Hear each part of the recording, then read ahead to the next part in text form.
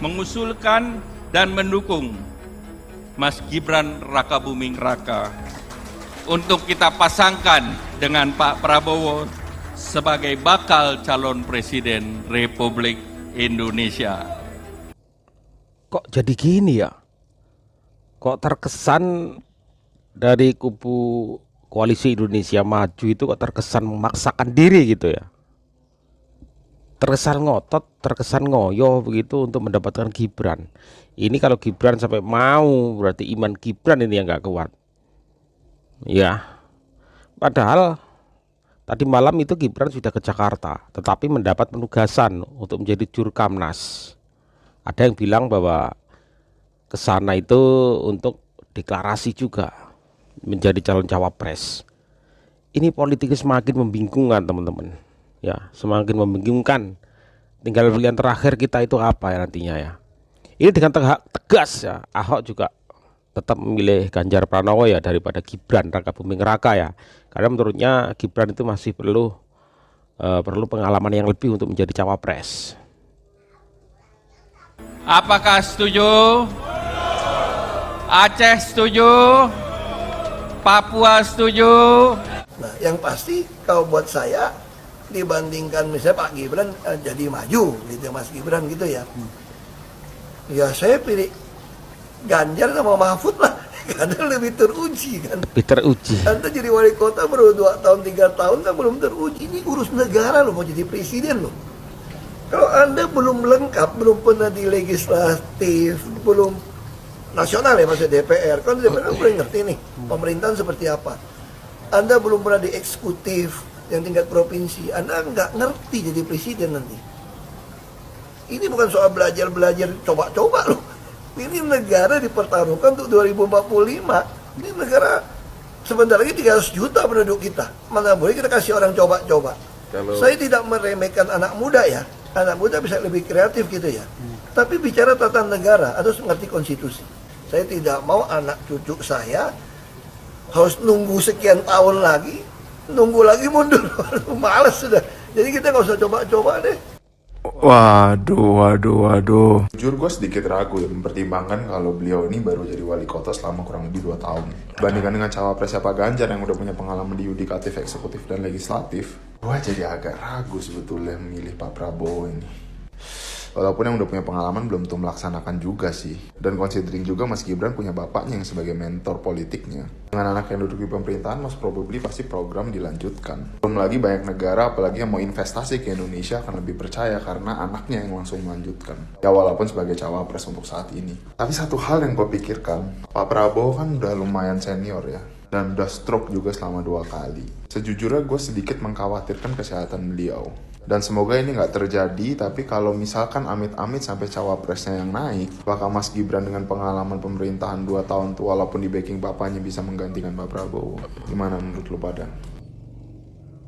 Ong lang loy, meleng neng neng.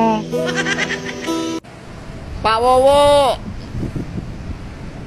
jangan gitulah. Masih ada orang lain. Masih ada.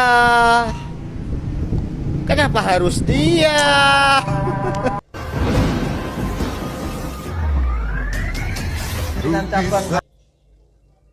Jangan berbangga dulu ya Pak Prabowo dengan merapatnya Gibran kepada Bapak sebagai cawapres. Menurut versi aku, indeks Bapak akan menurun karena rakyat merasa tersakiti, dikhianati oleh Bapak karena menyetujui Gibran sebagai pasangan cawapres Bapak. Berarti Bapak tidak henti-hentinya mengkhianati rakyat. Saya aja dulu pendukung Bapak, sekarang anti Prabowo. Ya Pak.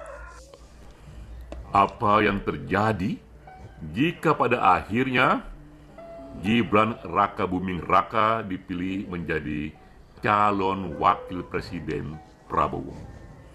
Ini pertanyaan susulan merespon berita yang kini mulai marak. Antara lain misalnya, ini judul beritanya menyatakan Gibran terbang ke Jakarta jelang penentuan Cawapres Prabowo. Atau berita lain, berkas pendaftaran Gibran sebagai Cawapres Prabowo sudah siap. Bisa kita duga setelah ini maka isu dinasti politik itu akan dihidup-hidupkan. Sebagian memang inilah cara untuk menyerang Gibran dan mengecilkan image padanya. Namun bisa kita duga bahwa isu dinasti politik ini tak akan panjang usianya, karena memang di negara demokrasi, dinasti politik itu hal yang biasa-biasa saja. Ya, terjadi di Indonesia, terjadi juga di negara-negara demokrasi maju, di Eropa, dan di Amerika Serikat. Di Indonesia misalnya, kita bisa juga menunjukkan contoh yang lain.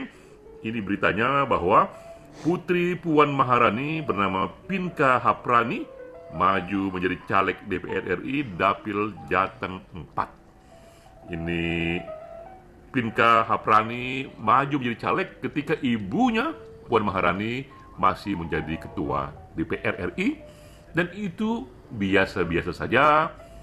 Apalagi kita lihat di sini bahwa dalam keluarga Bung Karno, tradisi dinasti ini bahkan sudah 4 jenjang, 4 keturunan dari Bung Karno ke putrinya Megawati, ke cucunya Puan Maharani, lalu ke cicitnya itu Pinka Haprani. Hal yang sama juga terjadi pada Presiden Susilo Bambang Yudhoyono dari SBY lalu mengalir kepada Agus Harimurti Yudhoyono dan kemudian juga kepada Edi Baskoro Yudhoyono.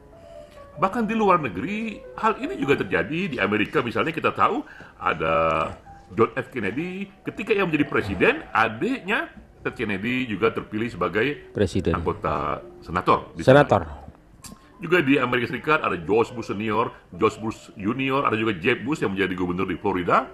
Di India ada Nehru, ada putrinya Indira Gandhi, dan dilanjutkan lagi oleh cucunya Rajiv Gandhi dan lain sebagainya.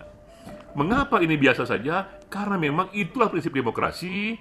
Dalam demokrasi berlaku prinsip persamaan hak. Semua warga negara sama haknya untuk menjadi pemimpin, tak boleh didiskriminasi walau ia anak petani ataupun ia anak presiden. Juga dalam sistem demokrasi, konstitusi sebagai aturan main yang tertinggi, tak ada larangan di sana bagi siapapun, anak presiden, anak gubernur, anak wali kota, untuk menjadi pemimpin nasional.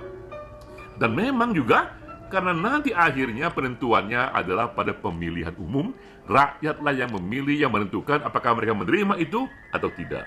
Contoh sederhananya di keluarga Megawati, keluarga Bung Karno, ketika Mega membuat partai PDIP diterima, tapi tidak Sukmawati, tidak Rahmawati, dua partai sama-sama putri Bung Karno ini itu gagal dan tidak diterima dan akhirnya hilang dari dunia kepartaian Indonesia. Juga kita juga melihat keluarga Pak Harto, Tommy Soeharto membuat partai kekaryaan, dan juga partai itu pun hilang, tak lagi punya peran signifikan. Karena apa? Karena terakhir penentuannya adalah di tangan rakyat. Tangan rakyat. Demikianlah yang kita lihat akan terjadi jika Gibran menjadi calon wakil presiden Prabowo. Bahkan potensial Gibran bisa mengurangi suara Ganjar di Jawa Tengah. Demikian ekspresi data bersama saya Denny J.A. Beritanya Gibran diumumkan jadi cawapres Prabowo. Ajang dukungan banyak itu bagus, pendukung banyak itu bagus.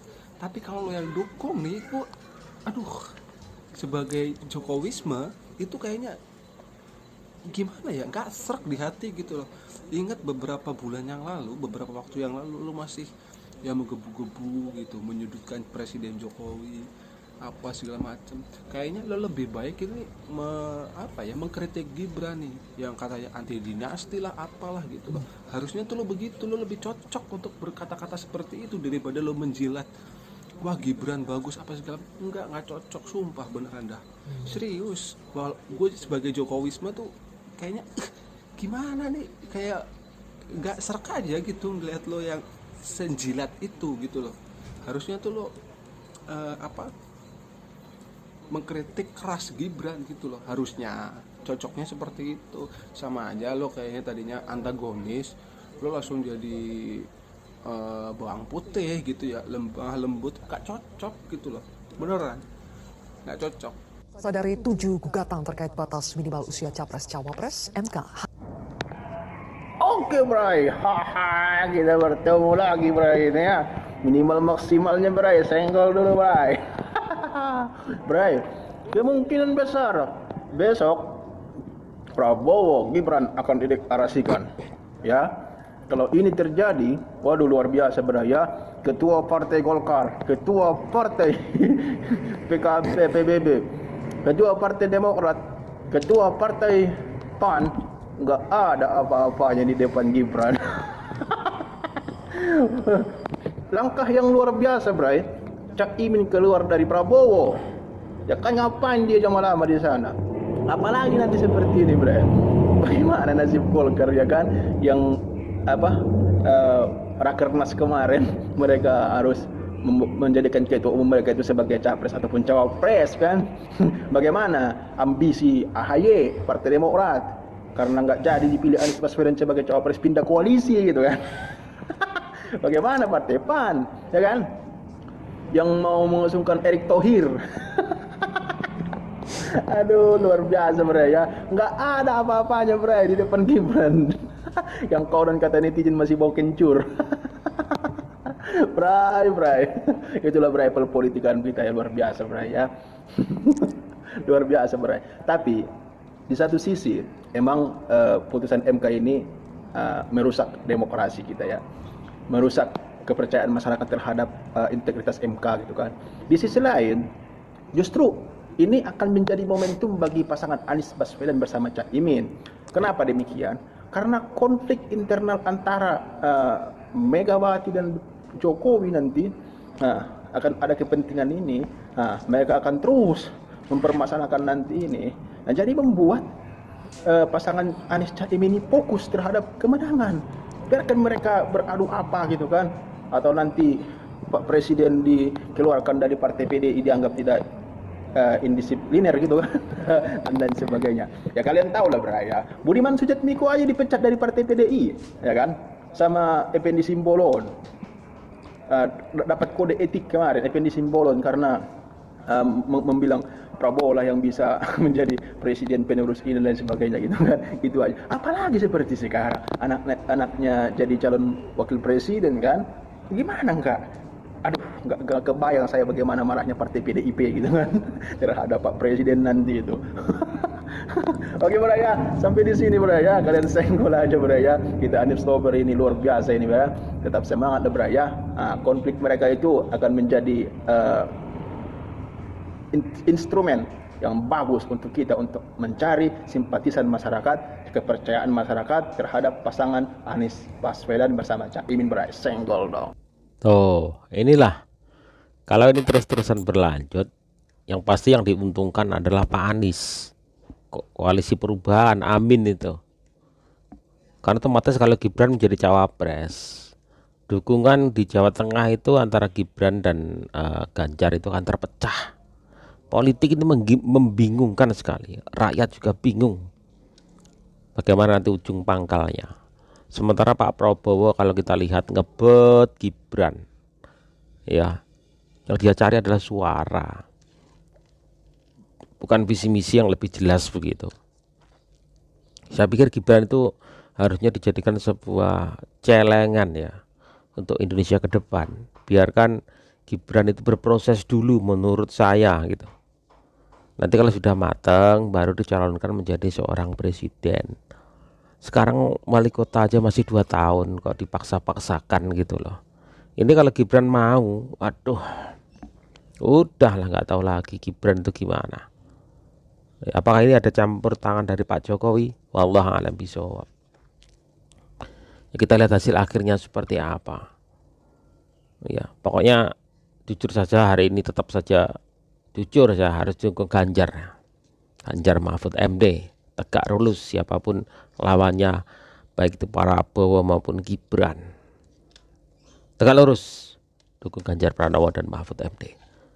Membingungkan, politik membingungkan sekali, bikin kita pusing 7 keliling. Assalamualaikum warahmatullahi wabarakatuh.